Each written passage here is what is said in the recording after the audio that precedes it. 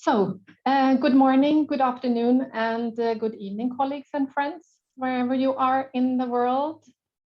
My name is Victoria Granström. I am working as the environmental leader at IKEA Industry, and I am a member of the SIWI Scientific Program Committee. This year, SIWI's SPC members arranged 9 seminars with at least 3 sessions each. So this is Seminar 7, the private sector, water and climate resilience in uncertain times. We do have some key collaborating partners. We have CEO Water Mandate as our key collaborating partner, and then we have co-conveners, which is, let's see if I can move around. We have IKEA and we have BCSD as co-conveners. So we have been looking forward to meet you for a year now, since we were planning to have the Seminar 7 in Stockholm last year. But as you know, most of us had to change our plans. So this year we meet online.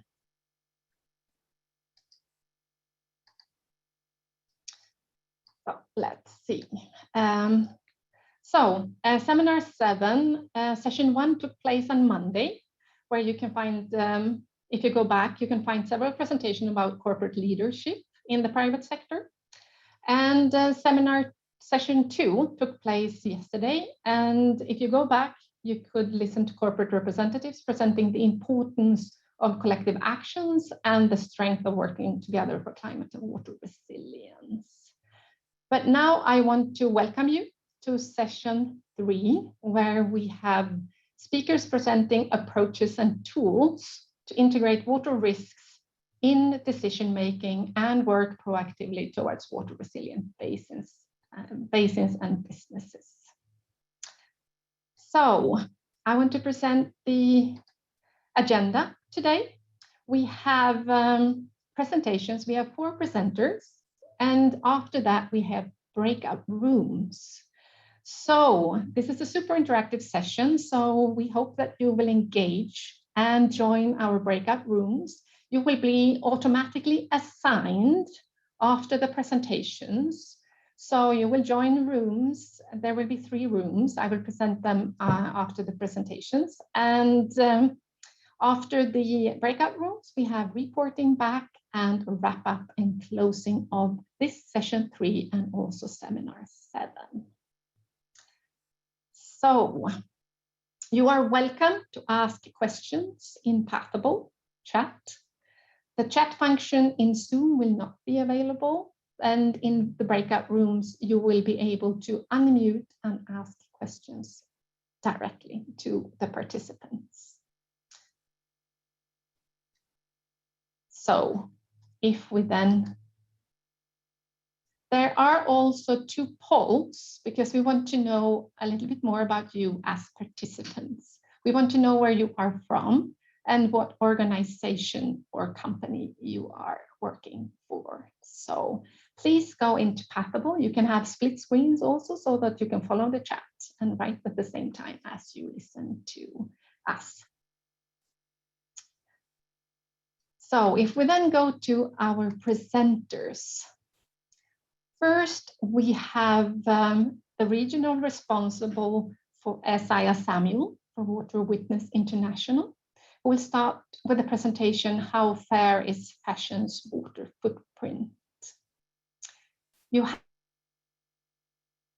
have 5 to 7 minutes, and I will remind you when you have 2 minutes left, Isaiah. So please, you are now able to share your screen.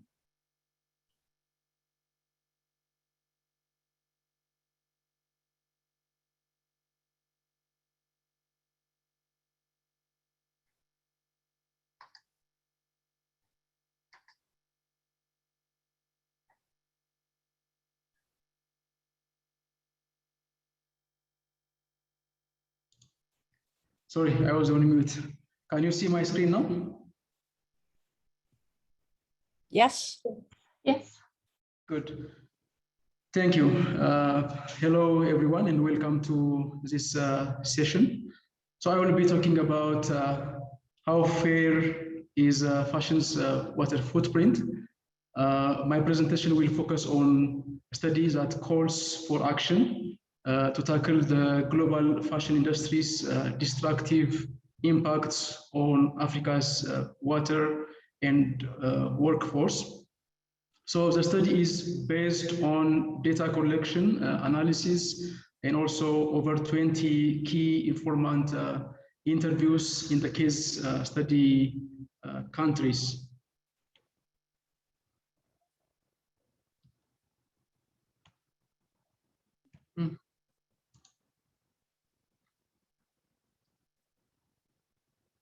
Yeah, so Africa is the rising star of the global textile and clothes production. That is because of reforms in trade agreements and also tax incentives and cheap labor force. And before the pandemic, Africa's fashion export generated about 4.6 billion US dollars a year.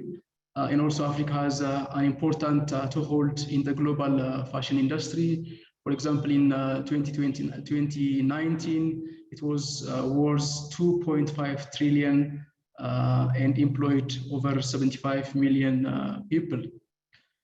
So regardless of the COVID pandemic, the fashion industry can play an important role in Africa's social and economic progress. Looking at who is who within the African fashion value chain, obviously the sectors giants are in the north.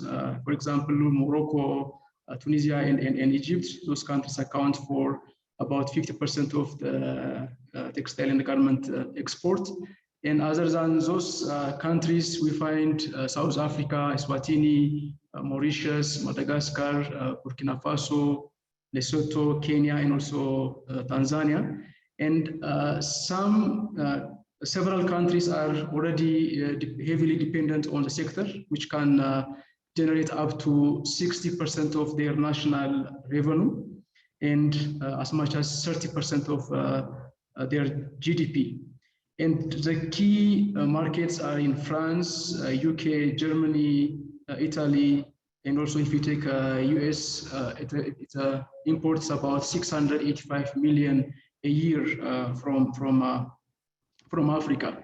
And on the left side, you will see some of the brands who are sourcing from the case study countries. So our case study focused on 5 countries: Ethiopia, Tanzania, Mauritius, Madagascar, and Lesotho. And through the study, we have listed the top 5 impacts and water risks, which I will come to shortly. But addressing these problems identified in the reports and safeguarding Africa's water and workers must be a priority. So the first one is pollution of untreated effluent.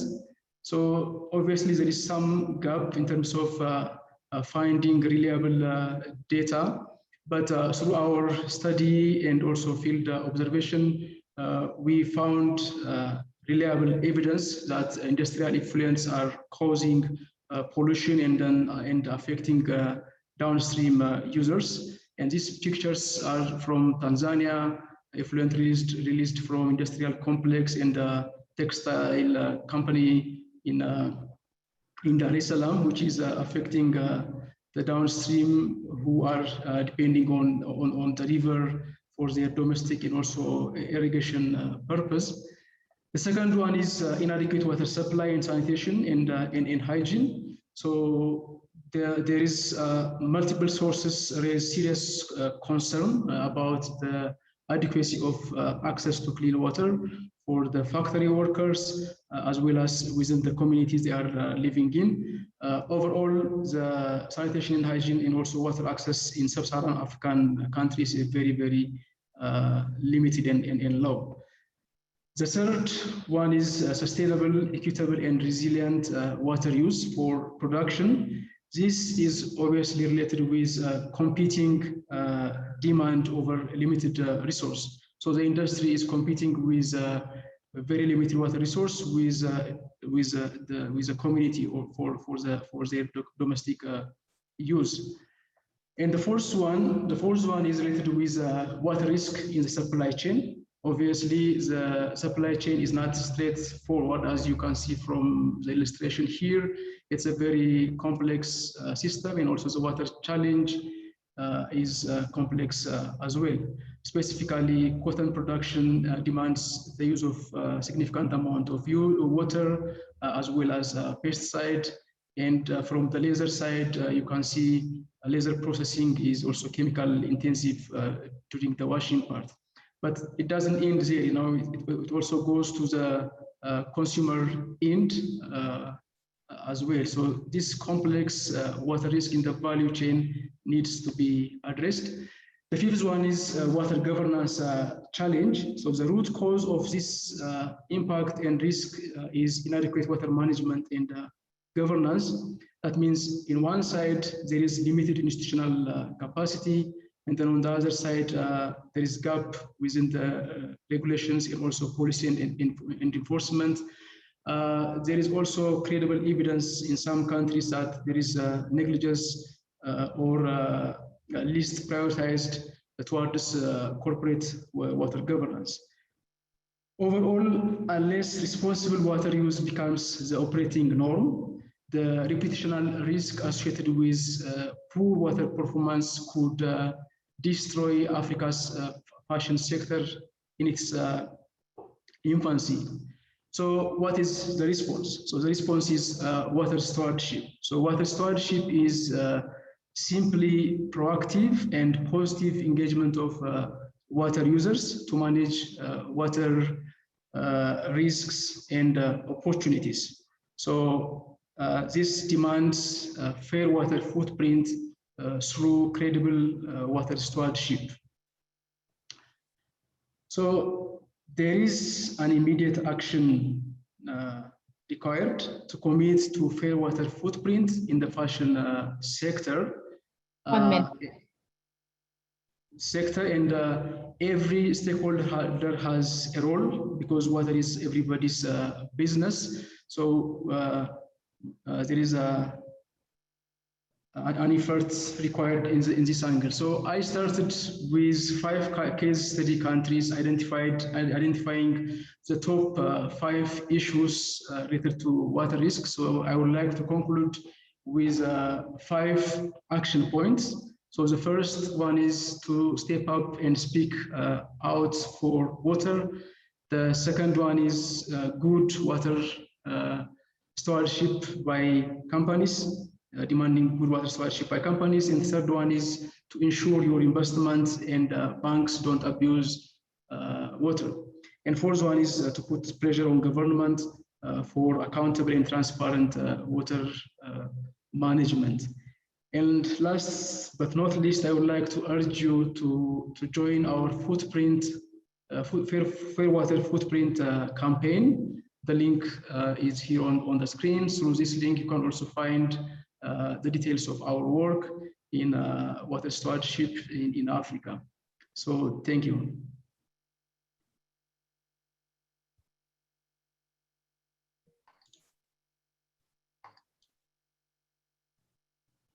Thank you so much, Isaias. Very interesting. And you will stay and join a breakout room together with the corporate representative and also our one of the next speakers. So I'm sure we will have really interesting discussions in room number 1. Yeah, thank you. I'm also very surprised, I would say, how fast growing the African textile industry really is. And of course, the urgency now to act according to the 5 steps. And so let's see, we're going to have our next speaker. And thank you, Samuel. We were going to have our next speaker. Let's see if I am. Yeah, I can't see myself, but I hope that you can see. Okay. We were going to have our next speaker, Greg Brill, a senior researcher from Pacific Institute, but it seems like he has some internet difficulties. So Ashok, Chapagai, would it be possible for you to jump in a little bit earlier? And Yeah. the water resilience assessment framework, right? Fantastic. Thank you, Victoria. And Greg has some internet trouble connecting to the session now. He might be able to join in a bit. So I will try to take the slot which is available. Fortunately, I can join when everybody else is very up to date and then careful. I might need a couple of minutes, 9 minutes, not 7 minutes. So excuse me if I go over the 7-minute time.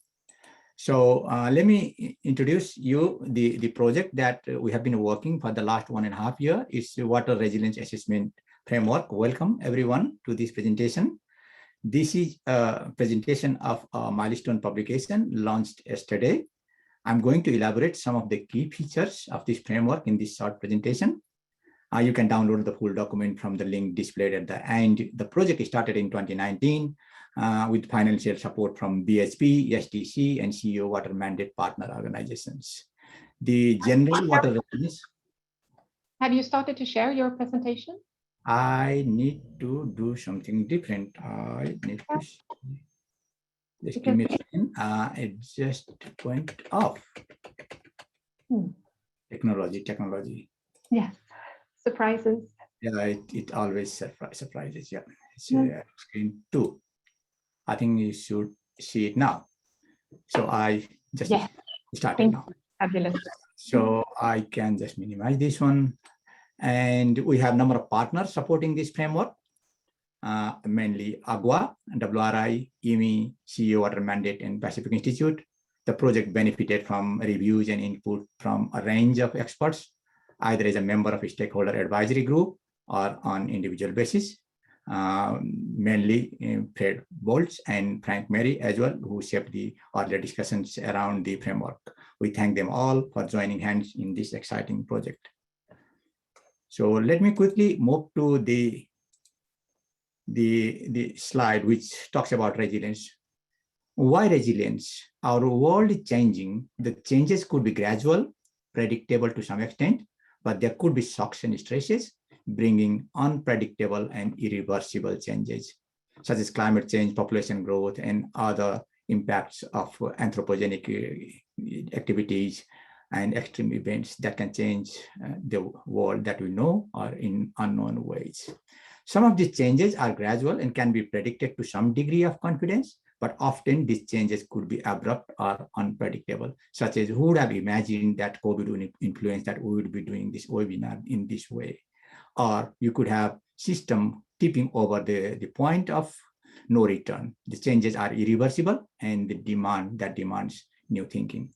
A linear approach, such as with a fixed goal, is insufficient to meet such evolving targets. Often enhancing efficiency, for example, by maximizing the output per unit of input, produces brittle solutions or leave no further room for maneuver. You want to increase the supplies, there is no more room left anymore because you are already highly efficient in using the resources at hand. Hence, the solution must have inbuilt mechanism to tackle the impact of such shocks and stresses to become resilient in a changing system. The RAF is an attempt to provide such a holistic framework that informs resilient thinking, resilient decision making to avoid the impacts of shocks and stresses becoming crises, allowing globalization, the organizations survive and thrive despite shifting conditions. I'll quickly go over the framework itself. This is the core of the framework. It has 4 components in it, and stakeholder engagement is throughout these 4 components as and when needed. The framework presented is a high-level framework that can be adapted and applied to a specific stakeholder or from sectoral perspective. It is deliberately designed such that it is not overly prescriptive. It allows opportunities for context-specific inquiry. It is an invitation for stakeholders within a water system to explore the boundaries of these insights, strengthen system-wide understanding, and collaborate to build resilience. There are 4 steps in this framework. First, to visualize the system, develop a strategy, and test the strategy and evaluate and go over these steps as you need. It means it is an iterative process. It can be revised and implemented in a cycle. That's step 4. Applying RAF requires engagement from a range of stakeholders, depending on the relevant step or the challenges that we are facing. When conducting stakeholder engagement across groups, it is important to recognize that different stakeholders may interpret information, results, and actions differently and based on different priorities and their worldviews. So stakeholder engagement is also throughout all the steps. I'll quickly go over these 3 steps mainly, so that if you want to read more about these steps, please go and download the document from the link provided at the end of the document. The first step is about visualizing the system. The process of tackling and building resilience begins with seeing the system. We need to know, we not only mean local river basin here, the system also refers to interconnected socioeconomic, institutional, governance, infrastructure, management, and biophysical components that function as a whole. So a system is bigger than just the river basin that we normally see in traditional water accounting or other approaches. Even a relatively small scale, that boundary can often be connected to a larger scale. It all depends on the boundaries that's connecting to other components of the system. And the boundaries can also change over time. And we need to remember that not all system components will be relevant across all contexts. So once the boundaries are set, we are good to identify what are the water status and the trends, meaning that what is the past, present, and future of the different kind of services or the activity that we can have in the basin. For example, quantity and quality and availability, accessibility, all those kind of numbers for present and past. So this is, and then the trend and status as well. And once we establish the current status under different shocks and stresses, and the drivers can bring different range of elements that's interacting, for example, with climate change and demographic change, economic trends, and regulatory shifts, we might have a different future. And so we should be building resilience against these shocks and stresses. In step 2, which is the most important step in the developing resilience strategy, understanding how the system is changing is important, and how it is anticipated to change, and that will inform the strategy selected. There are mainly 3 kinds of resilience strategies: persistence, adaptation, and transformation. In persistence, we try to go back to the normal solution, the existing situation as soon as possible. Whereas in adaptation, we already know there is a gradual change. So we try to adapt to the changes that can be predicted in future. Whereas in transformation, there is a fundamental shift, system shift. So you really need to think differently. If what happens, for example, if there is a dam failure, or if, for example, you no longer get all the services that you wanted to have, you cannot grow certain crop varieties in a climate change situation in a certain location. So those are the situations where you might need to think differently. So how do you measure the resilience? You need to understand there are 6 key characteristics of a resilience. When I say characteristics of resilience, it can be, for example, how robust are you? How flexible are you? Is your system? And how much redundancy you have left in the system? Or is your system equitable or fair? So these 6 characteristics described in detail in the report itself are very key, central to identifying what resilience action you want to take. 1 more minute, I should. Thank you. So if you want to develop redundancy in your system, probably you want to think about actions that can develop, that can further enhance the redundancy in the system. So that would inform the actions. I will quickly go to the next step where you would like to measure the test, the efficacy of the action that you have taken. You can read in detail how you can do the stress test in the report itself, but a stakeholder could develop a set of criteria and evaluate the intervention they have taken against the characteristics they have chosen, and go back to the system analysis again to step 2, and then rinse and repeat. So this is an iterative process. It requires revisiting and refining previous steps based on the result of stress test. I wouldn't go through these slides. It's about how it complements to the existing approaches and practices. You can read about them in the document. Just a quick note about it. RAP is not intended to replace your existing water management tools and practices, but to supplement them. In the next step, the framework presented here is a multiple years of collaboration with with a range of stakeholders and the organizations. In the final 2 phases of the project. In the next phase of the project, we would like to engage, develop guidance document and pilot with potential collaborators or partners.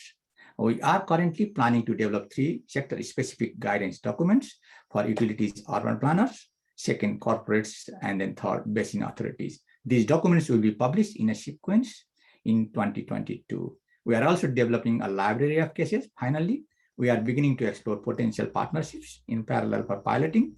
We welcome you to join the process and then lead the way forward. And if you need further information about the project, I would encourage you to download the document from the link in this slide, or more about the project itself from the website itself. Or if you have any particular question and want to explore further opportunities to collaborate, please email me directly at that link.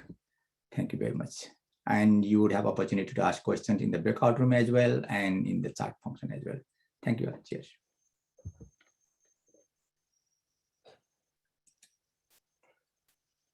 Over to you, Victoria. Victoria, you muted. Yes.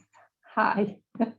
Thank you so much, Ashok, for taking over quickly and presenting such a fresh report and insights. It was even warm, almost directly from the publication office. Yeah. So thank you, Ashok. Looking forward to the discussion in the breakout room number 2. No, yes, let's see. You are in breakout room number 2. So Greg, are you ready to start to share a presentation? I hope your connection. No, Greg, it seems like the connection is poor where Greg is. We were hoping to have you. Hope that you will manage to join us in a few minutes then. But Francesca, would you be ready to present covering the transition towards water-aware businesses?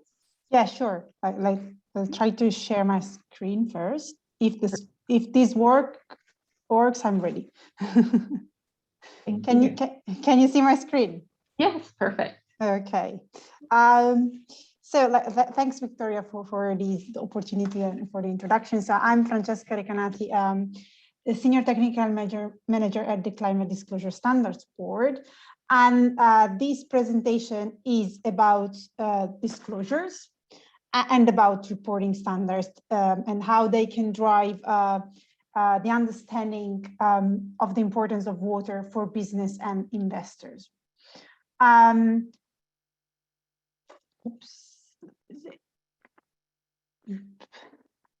Okay. So, first of all, why water and water disclosure? So, and water and business. So, what water is? Water and related issues are such as scarcity, droughts, and floods are material for companies. And when I say material, I mean also financially material. I think about the recent floods and drought events, and they have business implications. As a consequence, investors are increasingly becoming aware of this and asking companies to be transparent on their interaction with water. Besides investors, also regulators are demanding for more and better environmental and sustainability disclosures, and standard setters, both at the regional and international levels, are evolving. Here I just included one example from the IFRS, that is the foundation that regulates the financial standards, reporting standards, that now it's moving also to sustainability. And at the regional level, we have, for example, Europe above all. all of these aspects mean that mandatory sustainability disclosure will increase. I'm not sure exactly when in the future, but it will happen. And water is a crucial resource for business and for our lives. And it is linked to other environmental and social issues.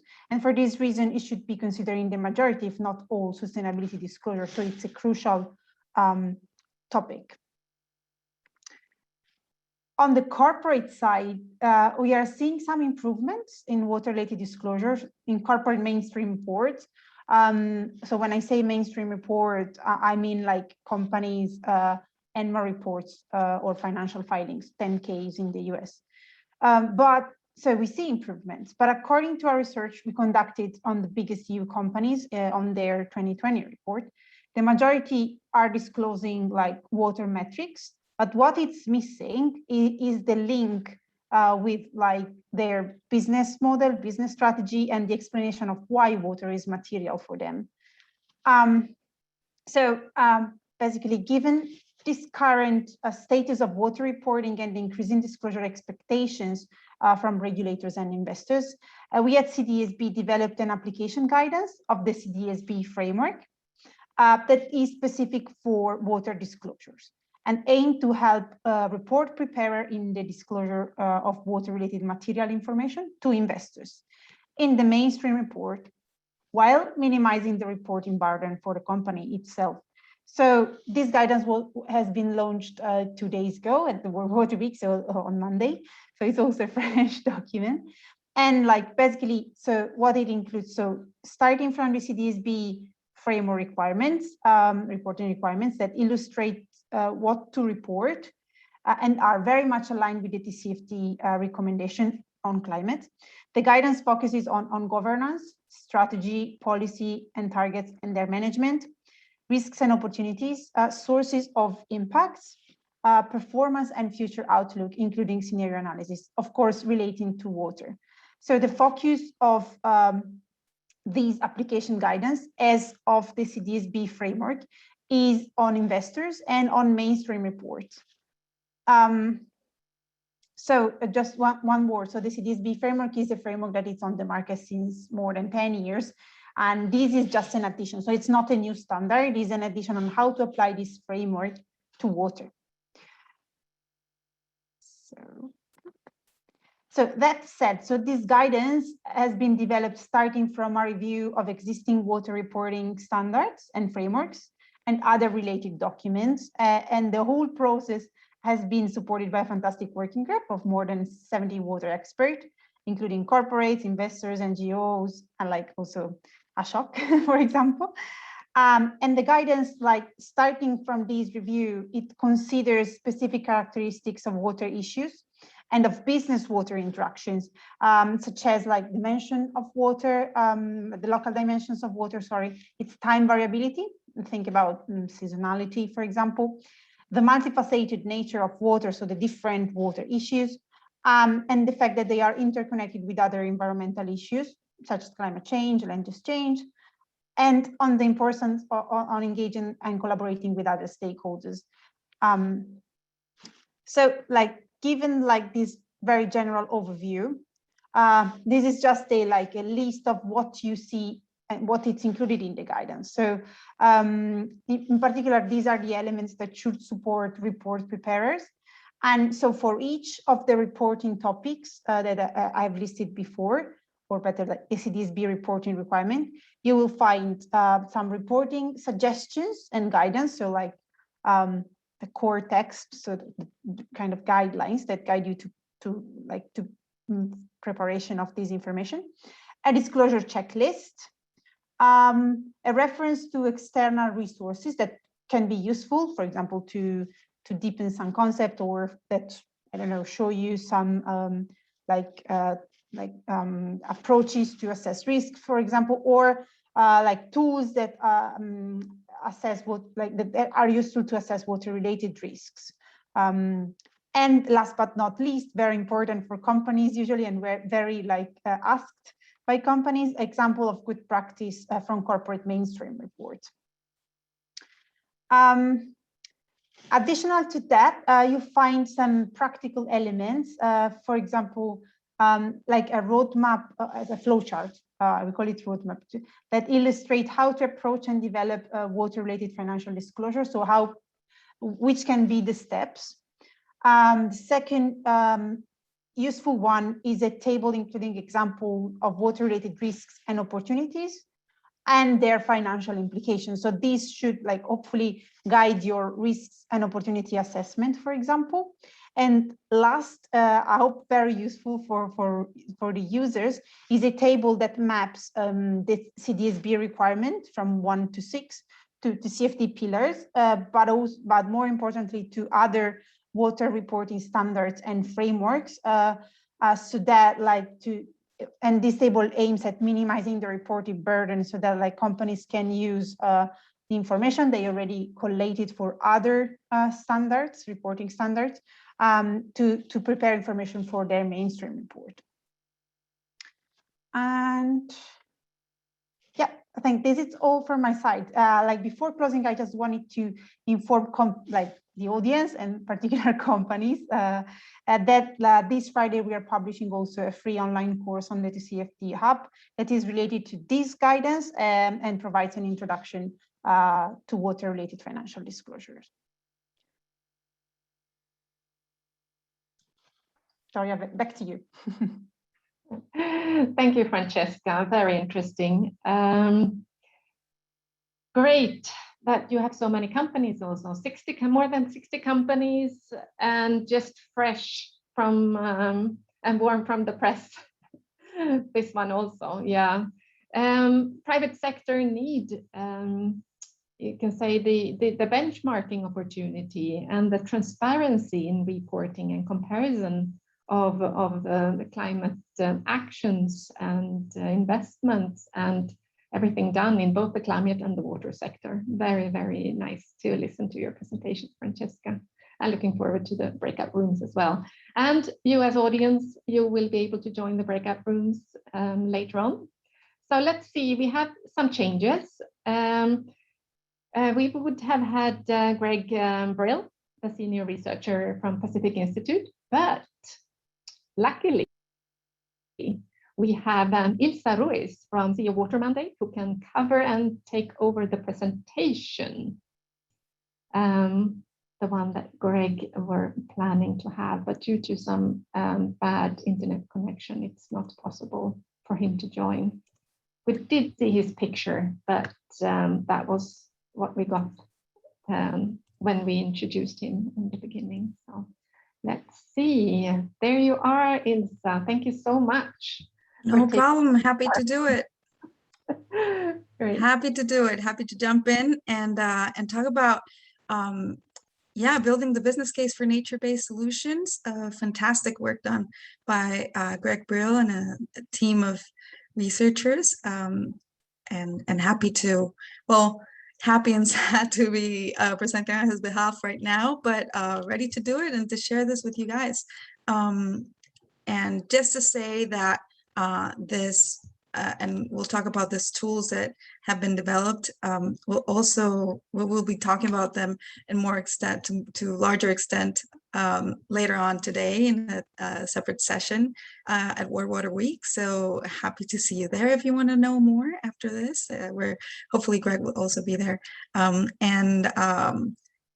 we'll have a launch of these tools in September. So very excited to show them to you right now. So, well, to this group, maybe comes as no surprise that nature-based solutions refer to this the effective restoration and adaptive management, sustainable use of nature to tackle socioeconomic and environmental challenges. And these challenges can include issues such as climate change, water security, air and soil pollution, water as pollution as well, food security, economic opportunities, public health, disaster risk management.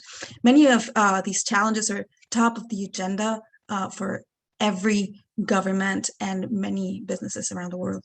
And this solutions can be interpreted in many ways based on the types of benefits accrued from these solutions. Many see the benefit flow first with nature, then supporting climate change, mitigation and adaptation, and finally supporting human well-being. Others see benefits accruing simultaneously across ecological, social, and economic systems. However you see it, nature-based solutions produce multiple stacked benefits across space and time. Most on the call today are aware that NBS have the potential to deliver sustainable improvements in watershed health and assists in building climate resilience with multiple benefits across water, carbon, biodiversity, environment, social, cultural, and economic thematic areas. However, scaled implementation remains limited due to several challenges and barriers. The first speaks to a lack of understanding of the concept, concern over whether ecological infrastructure can in fact deliver the required services that gray infrastructure has historically provided, and a lack of in-house or local skills to design, implement, and evaluate NBS projects. Then we all know that funding and financing is limited, and even more so with nascent concepts like NBS. The funding landscape is changing, however, and quickly too. NBS are now seen by many as bankable projects, opening up new cash streams for green solutions. And although bankability is still a concern for many looking to invest in NBS, we are seeing more and more organizations ranging from local lenders to the World Bank looking to make sizable funding and financing commitments to NBS projects based on initial economic return on investment figures. And deriving economic valuations from NBS used to be the most significant hurdle, as there are many elements which fell under the unknown category. As we improve our knowledge of carbon offsets and contingent valuation approaches, we also improve our understanding of the amounts that NBS can save or raise us in the long term. There are now many approaches and tools which support economic and social valuations, and this makes many CEOs and CFOs very happy. Then of particular relevance to this discussion today is the policy landscape, which has not quite caught up with NBS and ecological infrastructure considerations. Some parts of the world are certainly leading the charge here, but in the majority of cases, national, state, and municipal policies and guidelines do not even allow officials to consider NBS or other green solutions. The public sector really needs to play a key role through governance frameworks, incentive schemes, and procurement policies to ensure that NBS investments are mainstreamed and scaled up. And some public and private sector organizations tend to be a little stuck in their ways, whether it be archaic policies or pro-gray infrastructure engineering team. Path dependency is a major obstacle to overcome. However, by showing organizations that NBS not only match the benefits of traditional structure, but also provide additional benefits and co-benefits, and often at a fraction of the cost, some actors can be swayed to give green a chance. Although all of these are important, the NBS project being undertaken by the Pacific Institute and CO Water Mandate really aims to tackle the last point on the list, a lack of standardized approach to identify and account for the benefits accrued from NBS investment. And by addressing this challenge, as well as all others on the list, we really feel we will help build the business case for investment in NBS. So to talk about the project, which is being undertaken by the partner organizations at the bottom of the screen, it is developing a standardized method, a guide and tool to account for the stacked water, carbon, biodiversity, and socioeconomic benefits of NBS for watersheds. This method fills a major gap in driving private and public sector investment in nature-based solutions. If we're standardizing our methods of measuring and estimating the success of these solutions, this is likely to drive more investment as more people buy into to a proven track record and reputable metrics and methods. There are 4 key outcomes from the project: a landscape assessment, a method, the guide, and the tool. The primary audience is expected to be private sector decision makers, including companies interested in responding proactively to shared sustainability challenges, companies that are implementing or considering investing in NBS, and would like to estimate and demonstrate the potential benefits of nature-based solution interventions. The secondary audience is broader, ranging from public sector actors through to local communities. And you can find out more at that link down there in the screen. So as an overview, we have positioned ourselves at the start of the NBS journey and aim to help those interested in investing in nature-based solutions with a means to identify,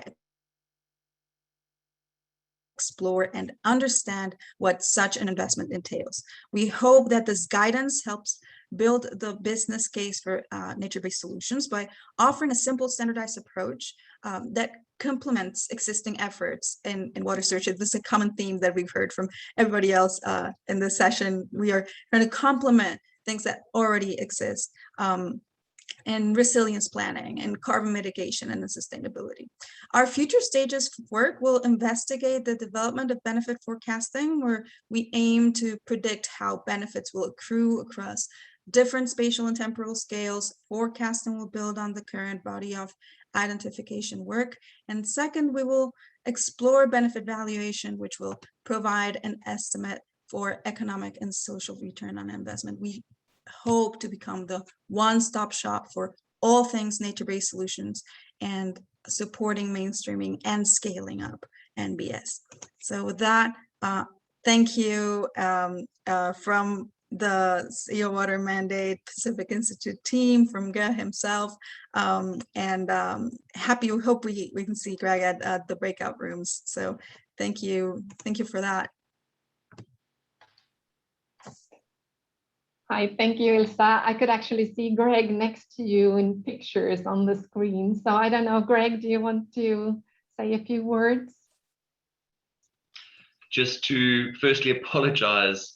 I'm out in rural Canada and our internet wouldn't pick up a satellite this morning. I was on, then offline and then back online, so apologies for that. But Elsa, thank you so much for taking the reins over there.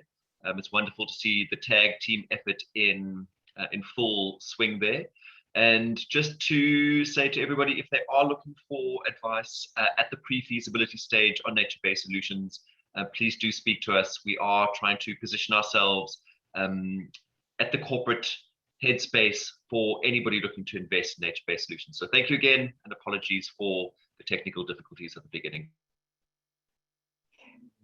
Thank you, Greg. Nice to see you, and hope that the internet connection is good enough for you to join your breakout rooms. Yes, keep my finger crossed for that one as well. Yeah, and this is an very important report now you were presenting. The socioeconomic and biodiversity benefits that are usually very, very hard to evaluate and make business cases out of, especially I would say in the private sector. It's really, really hard to evaluate them and run them. So thank you so much, Greg and Ilsa.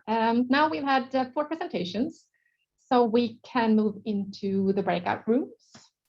We have 3 breakout rooms with some changes.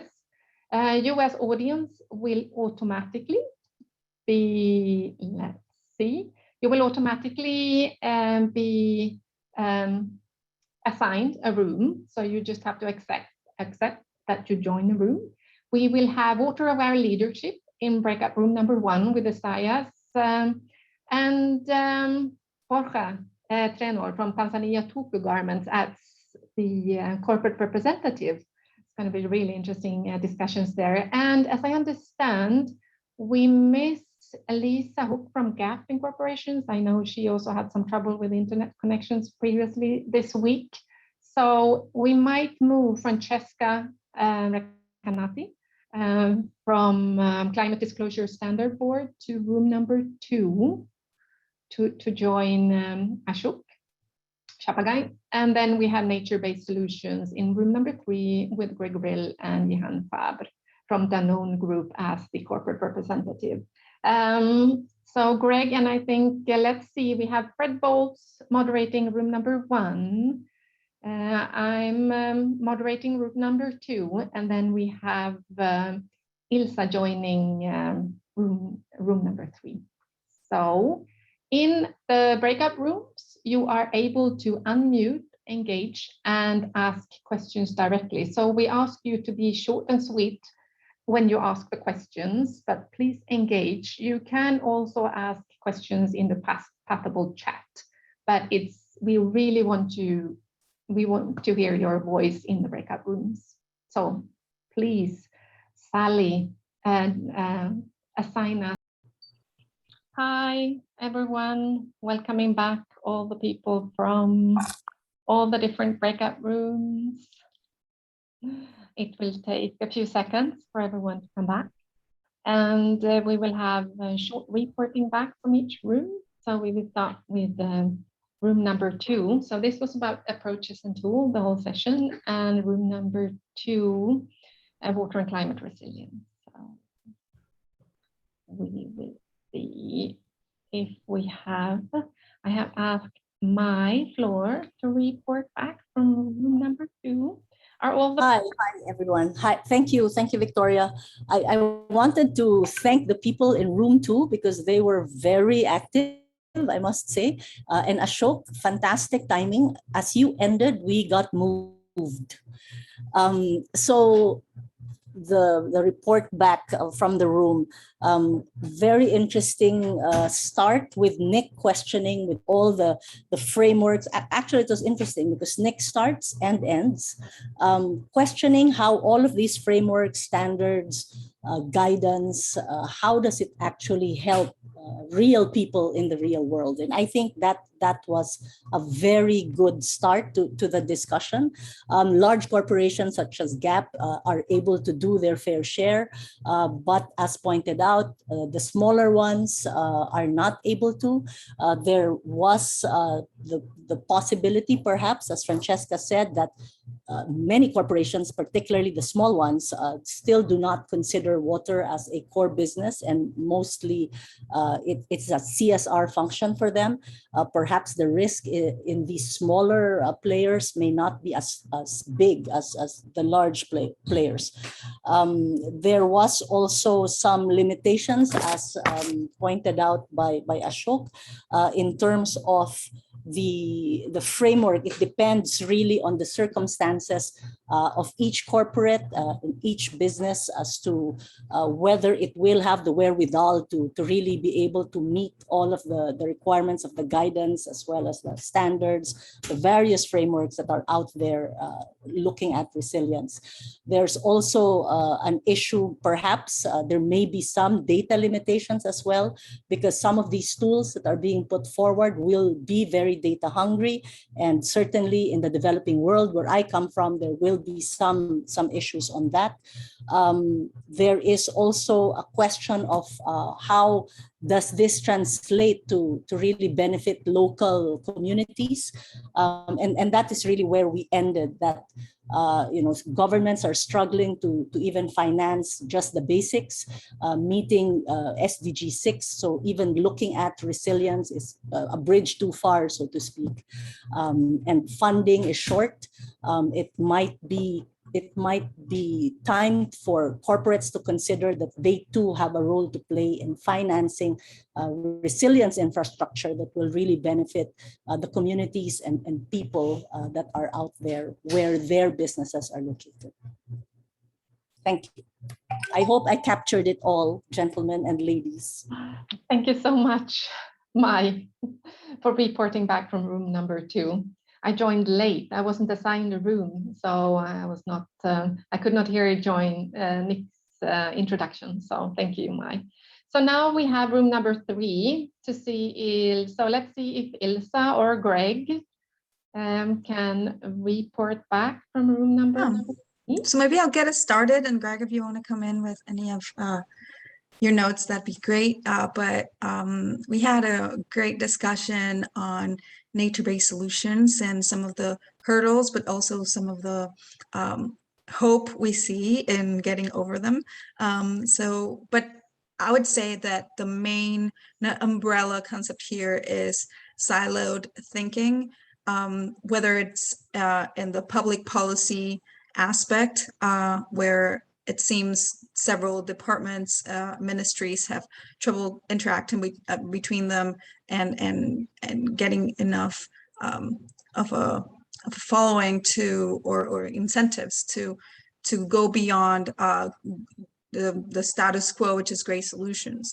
And to that, Jan had a great point of doing joint asks and asking and going to the public sector with just a collective voice as organizations and companies are looking for innovative and green solutions to solve our climate and water risks. And then same for coming to NBS and how to work on NBS. The private sector has been really leading the charge in NBS, and we need, again, collective action that involves several sectors that come in together here to tackle the problem, and to not, whether you come to NBS from the water perspective or from the climate perspective, there's certainly a shift in that thought and that behavior, as we see that very encouragingly, we're going to have the first water climate pavilion in history at COP26. And that is certainly a shift that I think the water community was very eager to have happen. And now that we have it, it's the time to really bring that collective voice from the water sector to talk about how all of these things are stacked and nature-based solutions. That is very apparent. And finally, in the financing aspect as well, how to bring things together, and NBS is a great example of how these benefits are stacked and how that can be reflected in financing as well. And that appears also to be something that will be tackled in phase 2 of the tool that Greg, Brill, and others have been working hard on. So yeah, Greg, is there anything that I'm missing that you'd like to add? That was a great summary. Thank you so much, Ilse. Yeah, and thank everybody in the room. Hey. Thank you so much, Ilse and Greg, for your cooperation when it comes to sharing the presentation and also the discussions in the breakout room. So now we will have reporting back from room number 1, and Fred Bolts from Resolute Development Solutions. He will also wrap up this session and also close Seminar 7 for today. So please, Fred. Thank you, Victoria. Thank you, everyone, for joining us today. We had a terrific discussion in room 1 as well.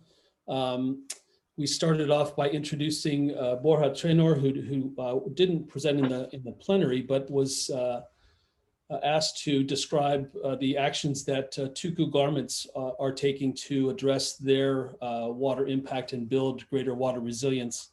And some remarkable changes have been incorporated in their practices, reducing their consumption by over 2/3 in producing their garments, their water consumption, recycling 23% of their water internally, and also taking responsibility for reuse of the water that flows out from their factory, 77% that's not recycled, how it's being used in the local community. So they're being responsible not only for their internal operations and sustainability and resilience, but really acting as a good community leader and actor. And I would say, relative to the other presentations and signals that we've gotten on the evolution and development of textiles across Africa, this is really a shining light.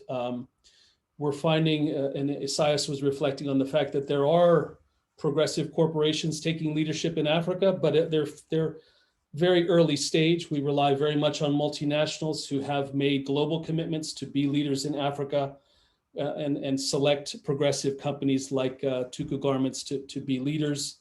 There's a lack of adequate governance and enforcement of regulatory standards really to drive greater compliance and adoption of sound standards. And there's a challenge of cost and competitive advantage, as we see in every watershed. And particularly, as Borja noted, consumers aren't looking for the sustainability of the garments that they're purchasing. They're really making decisions based upon price. So there's an evolution in consumer behavior as well that we need to still continue to drive. And as I think has been noted throughout World Water Week, changing our water footprint, changing our behavior from destructive to sustainable and from vulnerable to resilient will require a whole of society effort. We certainly will rely upon businesses to lead, and as there's greater progress in understanding the materiality of water risks and water returns to business and internalizing the myriad water values into corporate accounting, reporting, disclosure, and really reflecting that in the business bottom line, I think we'll see a greater transition to sustainable practices because it is so relevant to the business bottom line. But corporate leaders can't do it alone. It requires, obviously this sound governance and from all of us, a greater attentiveness to the products that we buy and consume and the production that production practices that back them.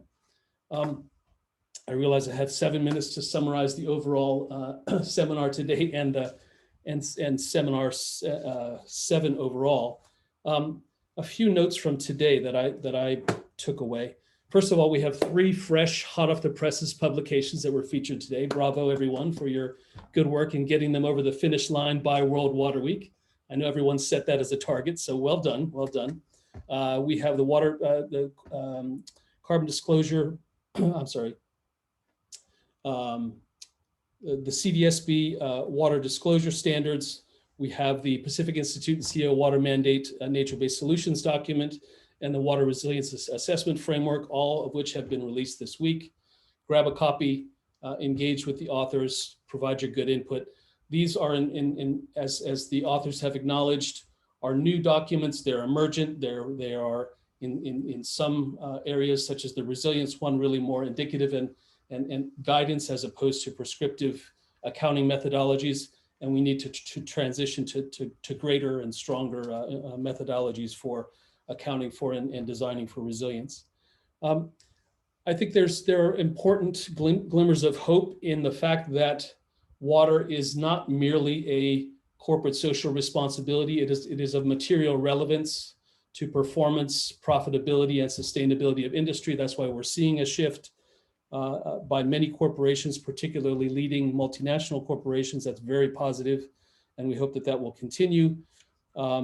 There are, on the other hand, we're seeing that progress is very hard fought in some places. As Isaias was relating, it seems unfortunately that many African nations are following the development path of too many countries, starting by degrading, polluting, exploiting to grow, and then determining how to become sustainable after a certain level of economic development has been achieved. We know that that's not a solution. That's not a viable prospect in this century. Not that it was prior, but there's more urgent need to transition to responsible practices in all countries and all nations. We can't afford going through the environmental Kuznets curve, destroying everything and then trying to rebuild. And so urgent notes on the need for greater, more effective governance and incentives, particularly in African nations that are now becoming the focus of so many global industries. I would say that some further glimmers of hope, I would say, come through the evolution of tools and practices. I was particularly struck by the CDSB suite of tools, resourcing corporate progress, providing guidance, standards, putting out examples of how different companies have been adopting those standards, and generating a guide, a mapping and a roadmap on how to get there. Not just the definitions and concepts, but really that practical, actionable guidance is critical to moving the needle on corporate practice, and doing so in a manner that is consistent across sectors and across the industry as a whole. Let me put a point on session 3 with that. And again, thanking all of you for your participation today. The seminar overall, we've had a terrific week. Thanks to our many speakers, business leaders from Cargill, Danone, Gap, IKEA, Tuku Garments, NGO leaders in corporate water disclosure and reporting, CDP, CDSB, corporate alliances, driving improved water stewardship, the CEO Water Mandate, World Business Council for Sustainable Development, ZDHC, the QUAC, alphabet soup of acronyms, all coming together to really put a shoulder to changing practice. And I think through these 3 sessions, we've revealed the outlines of corporate leadership in addressing our global challenges. We're setting ambitious targets to mobilize collective will. The Water Resilience Coalition companies have committed not only to improving their operations internally, but to leading collective action across priority basins globally. Some corporates are moving faster, such as in the UK. Kate Lamb the other day reflected on corporates setting water targets for 2030 when the regulatory requirements only require 2050 goals. And we love that momentum. There's clear recognition that we need to bring about a radical transformation in the way that we function as a society and as businesses, or we risk catastrophic consequences. We're mobilizing our best science to the extent that we can. I would say that significant progress needs to be made in demystifying the science related to resilience and to nature-based solutions. Nature-based solutions should not be innovative. This is not a novelty. We relied upon nature throughout human history, and nature-based solutions have been fundamental to our success. We need to be much more straightforward in incorporating them in our solutions. Similarly, resilience is not an arcane and complex term. The success of the human species has been our ability to adapt to challenges, to transform systems, to enable our greater well-being, and that's what resilience is all about. So let's move from foggy notions to concrete tools to mobilize our best science to take action, because while we're setting ambitious targets, I would say we're not taking the action that's necessary at the scale to be transformative, at the scale to really make a difference relative to our climate and water challenges. We've set high aspirations, but we seek consistently now under the most optimistic IPCC scenario, we will exceed the 1.5 degrees Celsius target by mid-century, likely get to 2 degrees Celsius increase by mid-century and 3 by the end of the century. And that's the most optimistic scenario. We're not meeting our SDG targets on water, et cetera, et cetera, et cetera. So to say in summary, we're seeing great progress in commitments, mobilizing science, and encouraging action, but we must not be satisfied with where we are. We really are no longer in a situation where small changes are going to deliver the future that we need. We need radical shifts, and businesses must be leaders, not alone, but in tandem with a whole of society effort really to move the needle on these global challenges. And with that, I think I'm out of time, though I'm still not out of notes. Anyone that wants to call me afterward and hear the rest of my conclusion, please hang on. Kidding. Great to have you all. Thank you for joining. Thank you to our speakers. Thank you to my great colleagues. Thank you so much, Fred. Thank you so much, Fred, for the wrap up and the closing. Wonderful to have you here.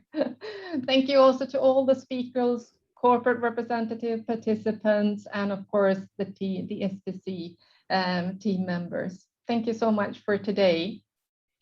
See some of you tomorrow. Thank you. Bye. Bye-bye.